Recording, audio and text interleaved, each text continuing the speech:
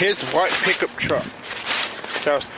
That guy was either BBX 7813. It was either with this one or it was this one.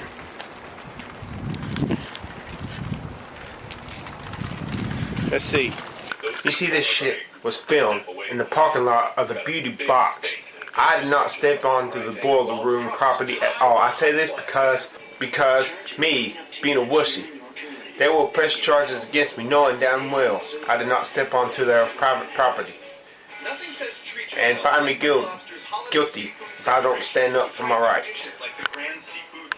God, I call upon you to curse him for this. EC6240. EC6240. It was one of these two fucking trucks.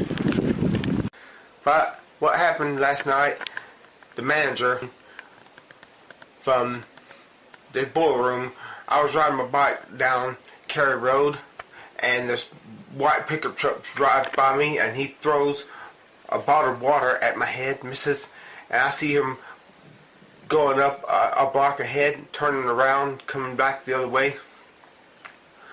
Maybe if I can be forced into a situation where I have to defend myself, maybe I can use justifiable deadly force and in self-defense, in fear for my life.